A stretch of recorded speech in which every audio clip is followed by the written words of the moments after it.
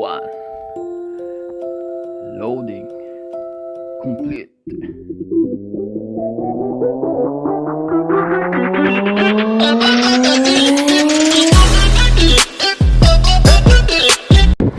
Yo mga kabs, pauwi na tayo. Actually nakalabas na ako ng company. Nagbabike na rin ako, nakapunta na rin ako ng store. Bumili ako ng karne mga kabs. Naubusan kami ng karne kaya kailangan ko mamili rin ng karne. Galing na ako sa store. Ngayon ay pauwi na. May bigla lang akong naalala o may nag-comment sa akin kung ano tayong mga pinaka-importante na pagdating dito sa Poland na kailangan gawin. Isa yun sa napansin ko, nabasa ko sa isang comment sa akin. So ating sagutin.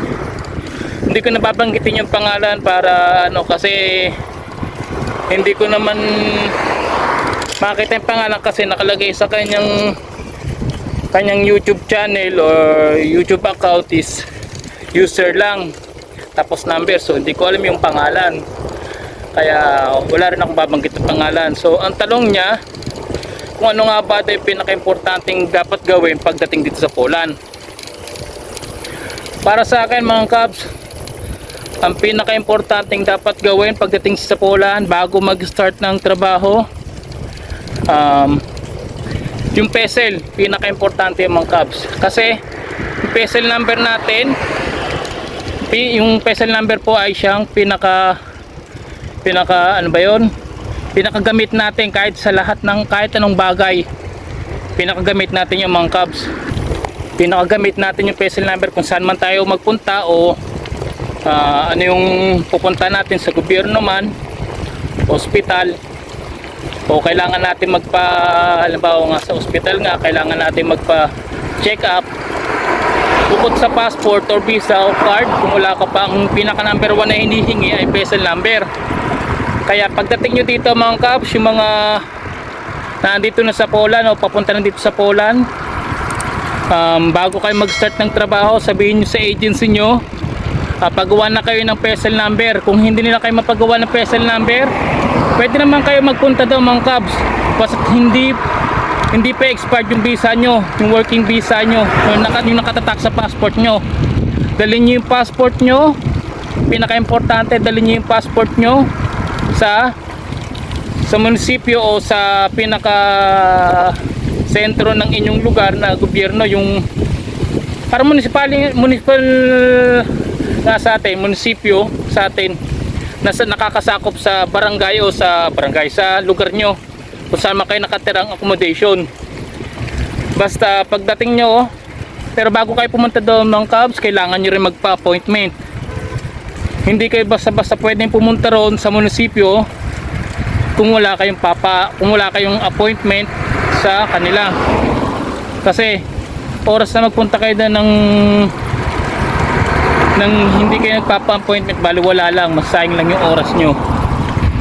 Kasi ganun ang nangyari sa amin isang beses, danas namin yan. Sa bilang matagal na nga rin dito at experience na rin namin, yung PESEL number na yan, pinahirapan kami. Hindi sa akin, hindi sa asawa ko, kundi dito sa panganay kong anak na kasama namin magpunta rito. Ilang beses kaming nagpabalik-balik sa iba't ibang municipal bago namin siya nabigyan ng PESEL.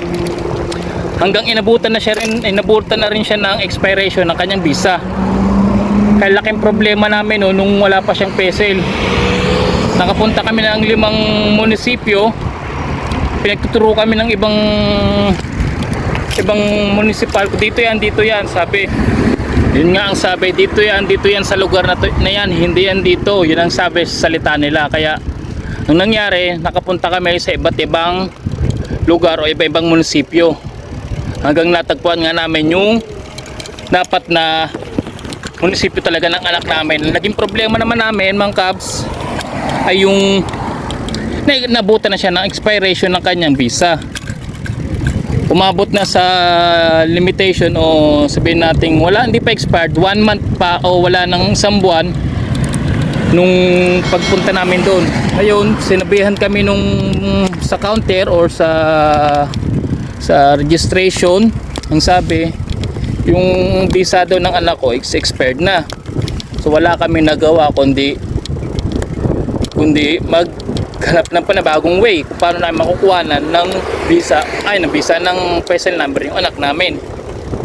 So nagtanong rin kami doon sa labas-labas kung paano gagawin.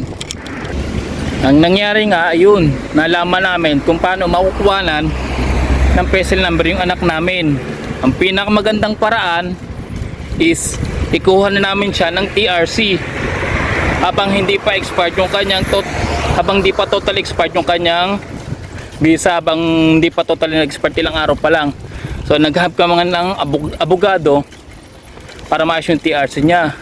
So nung naayos yung TRC niya mga kabs, at nakuha na namin yung TRC niya, yun, nagtry kami pumunta ulit ng munisipyo ng pinagre-registeran talaga ng PESEL number. Yun, awa naman ng Diyos mga kabs, nakakuha na namin ng PESEL number yung anak namin. Pero bago kami nagpunta doon mga kabs, nag-appointment kami. 2 beses kaming nag-appointment kasi yung unang appointment namin, nagkamali kami mga kabs. Ang nilagay namin sa appointment namin is letter K, na dapat kasi may mga letra kasi doon kung anong mga kasi munisipyong yun, doon din lahat mga kabs. Pagpaparehistro ng kotse, sasakyan, ng bahay, lahat, marami kayong pwedeng gawin doon. Pagparehistro ng anak doon din. So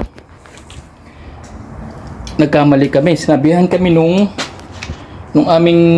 lalaki nung sa register, ang sabi is mali daw, dapat letter L, ang lalagay namin is letter K. So nagparehistro ulit kami na panibago. Ayan mga kaps, nandito na nga tayo sa bahay. Hindi na nga ako sabi na nandito na tayo, dumating lang nga tayo sa bahay. Pero nakita niya naman na tumigil na yung bike ko, na tumigil na ako sa building namin. So matik na, nandito na sa bahay. Din. Yun nga, nandun na nga tayo mga kabs sa usapan na sa appointment ng PESEL number. Nandun nga, nagkamali nga kami noong una, hanggang sa pangalawa is tumama kami kasi napagbigyan kami na itama yung aming appointment. Sabi sa amin yung nandoon na kailangan nga na daw namin ipunta sa ELSO. Habang nandoon kami, nagpa-appointment kami, nilagyan namin yung tama na appointment letter na kung saan dapat nyo pumunta. Saka mga kaos, bago kayo pumunta ron, kailangan talaga is tama talaga yung appointment nyo, tsaka yung kung ano yung oras na nilagay nyo doon sa appointment nyo sa munisipyo is ganong oras dapat kayo pupunta, o mas maaga pa. Hindi dapat kayo mahuli kahit 1 minuto kasi hindi na kayo tatanggapan, kasi yung kuha na lang number doon mga kaps is electric number.